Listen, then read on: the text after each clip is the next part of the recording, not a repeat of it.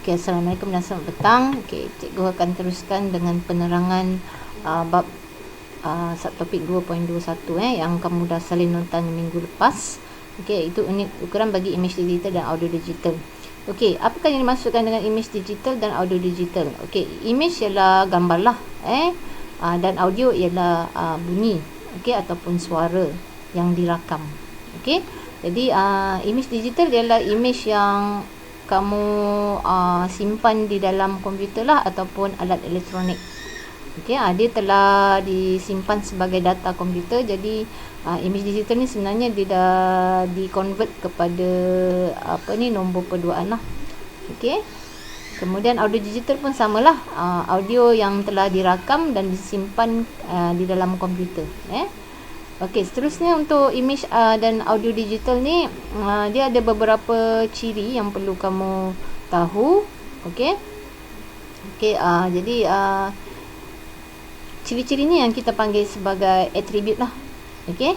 Jadi untuk image digital ada 3 attribute. Yang pertama ialah resolusi. Okey, yang kedua ialah dimensi dan yang ketiga ialah kedalaman warna. Okey, dan setiap atribut ni dia ada unit ukuran masing-masing. Okey, kemudian untuk atribut bagi audio pula, okey, ada 2. Yang pertama ialah kadar sampel dan yang kedua ialah kedalaman bit. Dia pun sama macam image digital juga, ada unit ukuran masing-masing. Okey, jadi seterusnya kita tengok dulu unit ukuran bagi image digital. Untuk yang pertama dulu, atribut yang pertama iaitu resolusi. Jadi kita tengok apa unit ukuran yang digunakan oleh resolusi lah. Okey. Okey, resolusi ni kita kena tahu dulu satu perkara yang berkaitan dengan resolusi iaitu pixel. Okey, kalau kamu tengok contoh image yang ada dalam komputer kamu lah. Kalau kamu zoomkan dia, contohnya macam ni lah. Saya ada satu gambar logo begini. Okey, ni tahu kan logo Agassi. Jadi kalau kamu zoomkan dia dekat-dekat begini, kamu nampak tak? Dia ada seperti macam kotak-kotak. Okey, kalau kamu jauhkan, dia tak berapa nampak sangat. Kalau kamu dekatkan dia, kamu akan nampak kotak-kotak kecil. Ini yang kita panggil sebagai pixel. Okey, pixel ni ialah elemen terkecil pada paparan image, pada skrin ataupun dalam bentuk cetakan lah yang telah di-print.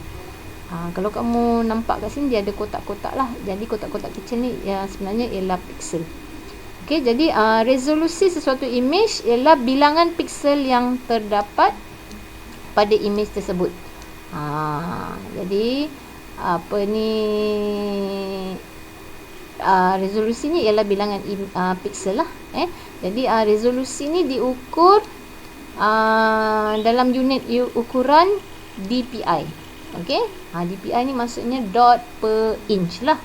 Jadi maksud dalam bahasa Melayu berapa bilangan kotak kecil dalam 1 inci. Ya. Okey, jadi kamu boleh tengok gambar kat sini lah. Dia ada beberapa jenis image dengan resolusi yang berbeza lah, DPI yang berbeza. Kalau kamu tengok yang pertama ni dia ada 3 DPI. Okey, jadi kamu boleh tengok kat sini image-nya tidak berapa jelas. Okey, sebab bilangan pixelnya kurang.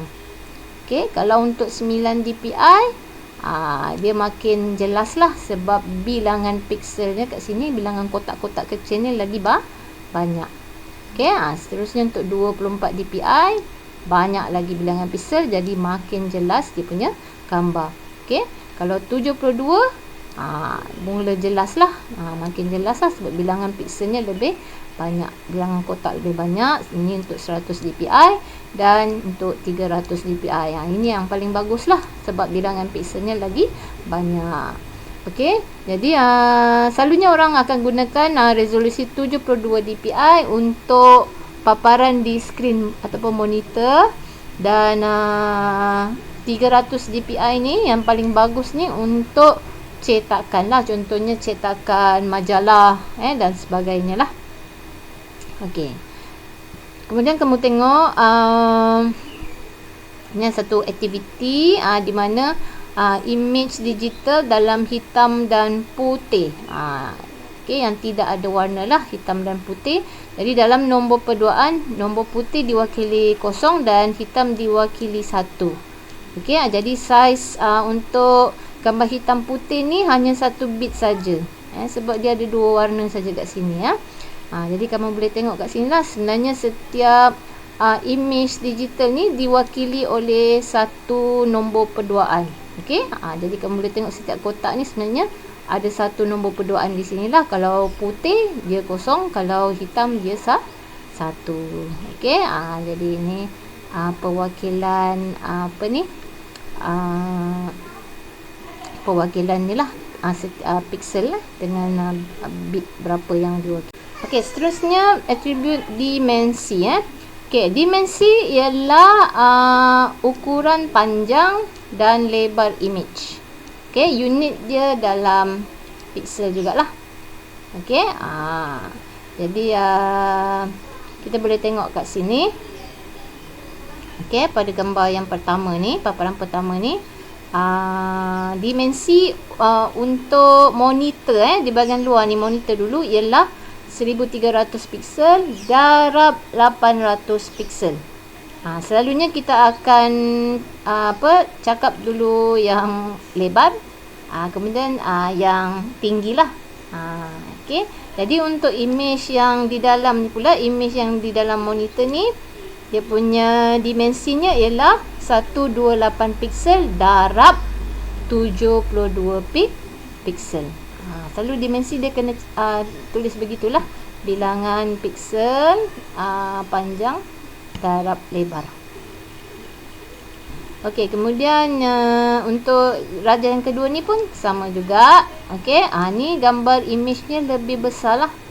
Okey, jadi kat sini dia punya paparan dimensinya ialah 256 pixel darab 144 pixel. Okey, jadi lebih tinggi dia punya dimensi, lebih besar gambarnya lah. Okey, itu untuk dimensi. Okey, yang terakhir sekali untuk audio iaitu atribut kedalaman warna. Kedalaman bit warna lah.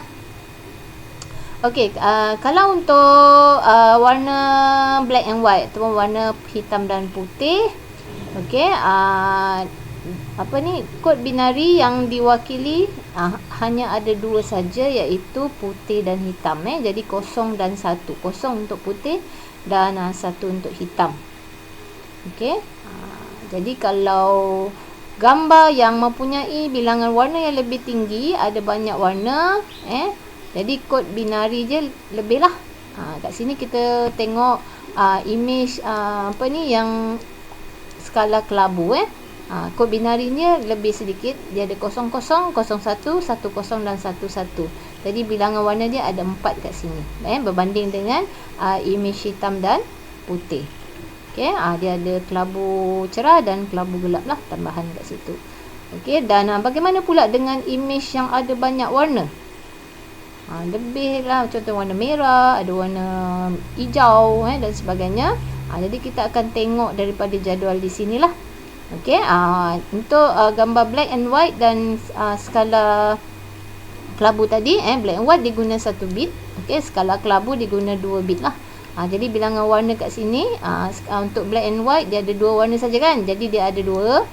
Untuk skala kelabu ada 4 warna tadi. Jadi inilah 4 bilangan warna ni macam mana kita dapat? Dari sinilah pengiraan dia 2 kuasa 2 lah, maknanya 2 darab 2. 1 bit ada 1 warna ada 2 bit. Okey.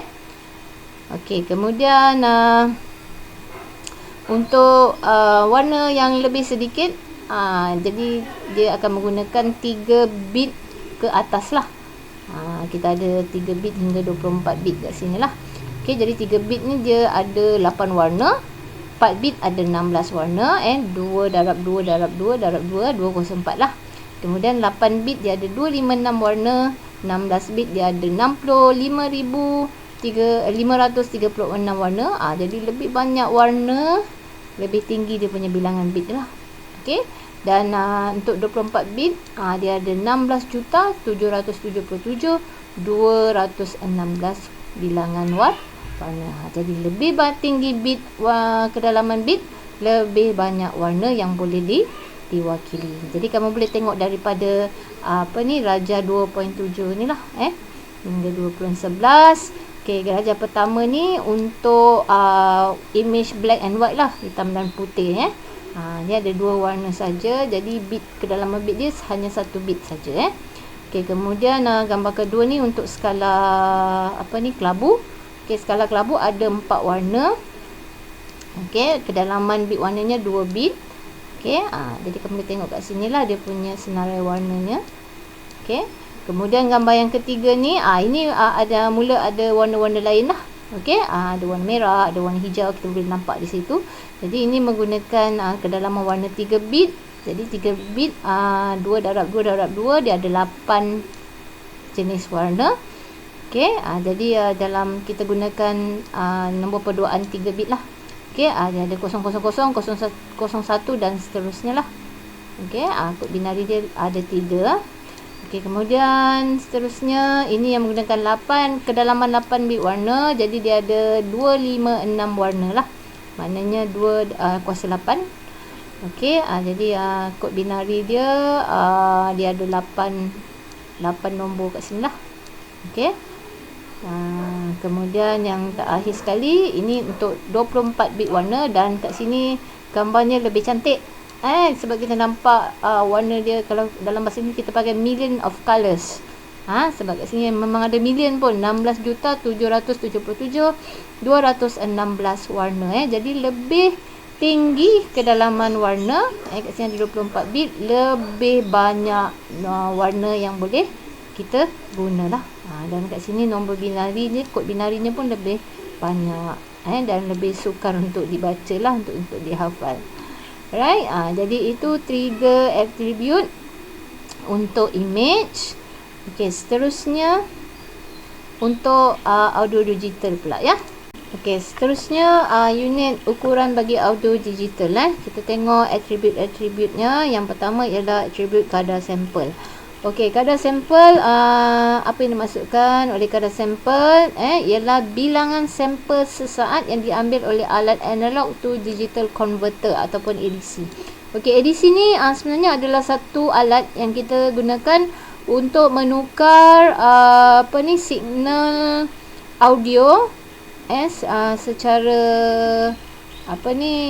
analog kepada digital. Jadi selalunya ADC ni dalam komputer kita adalah dia fungsi dia untuk tukar isyarat audio analog kepada audio digital. Jadi kadar sampel ni ialah bilangan sampel sesaat lah yang dapat diambil oleh alat tersebut. Okey, jadi unit untuk kadar sampel ialah dalam unit hertz ataupun Hz. Okey, jadi 1 hertz bermaksud 1 sampel sesaat. Jadi itu ukurannya lah untuk kadar sampel. Jadi kalau kamu tengok dalam gambar raja yang pertama ni, okey, ini untuk kadar sampel yang paling rendah lah. Jadi kalau kamu tengok gelombang asal ni, ini gelombang dalam analog lah, audio digital yang mungkin suara yang kita rakam dan sebagainya. Ini gelombang suaranya lah. Okey, ini gelombang suara kita panggil gelombang suara. Jadi kalau kita menggunakan kadar sampel yang kurang, gelombang suaranya tidak berapa sempurna lah. Okey, dia macam bentuk kotak-kotak macam ni. Okey. Jadi kita tengok gambar yang kedua pula. Ini gambar audio suara yang asal. Gelombang suara yang asal. Kalau kita menggunakan sampel kadar sampel yang tinggi sedikit, kamu boleh tengok kat sini gelombang suaranya hampir-hampir tepat lah. Okey, nampak sedikit lah. Kalau kamu bandingkan antara dua ni, dia ada nampak sedikit lah dia punya gelombang tu kan. Okey, walaupun terdapat kotak-kotak lagi kat situ.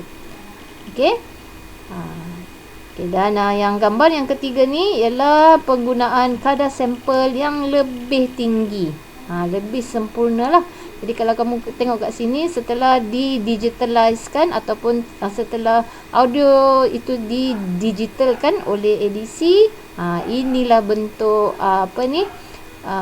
gelombang suara yang kita dapatilah, dan dia seakan-akan sama dengan gelombang suara yang asal. Okey, walaupun dia masih lagi terdapat kotak-kotak. Itu memang kalau audio digital memang akan nampak kotak-kotak seperti inilah, dia tidak akan jadi sesempurna gelombang suara yang asal lah.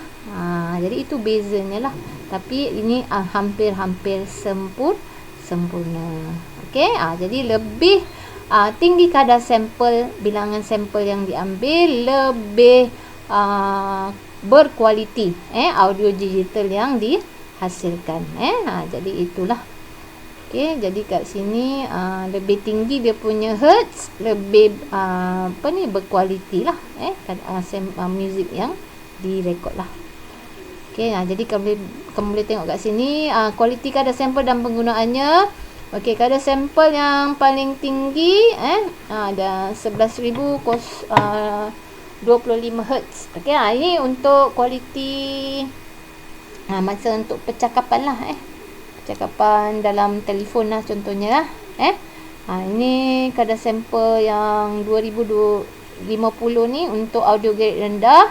Selalunya kita gunakan dalam laman web lah. Okey, ataupun dalam radio. Okey, kemudian 44,100 Hz. Ini untuk audio quality CD. Selalunya kita gunakan untuk audio CD, MP3 dan juga WMA. Okey. Kemudian untuk 48,100 Hz, lebih tinggi kadar sampelnya. Ini untuk kualiti DVD lah, digital video CD. Dan selalu kita gunakan dalam audio DV, digital video, dan audio DVD. Kalau kamu tak tahu DVD ni, sebelum kita ada MP3, sebelum kita ada internet ni, kita akan gunakan audio DVD lah. Dia dalam bentuk disk yang bulat tu kan. Itu DVD lah. Okey, dan kadar sampel yang paling tinggi 96,000 Hz. Ni quality high definition lah, HD. Okey, HD yang kita panggil HD tu kan. Kita banyak gunakan untuk audio DVD, audio Blu-ray, audio HD, DVD high definition DVD. Right. Ini gambar ni contoh ADC lah.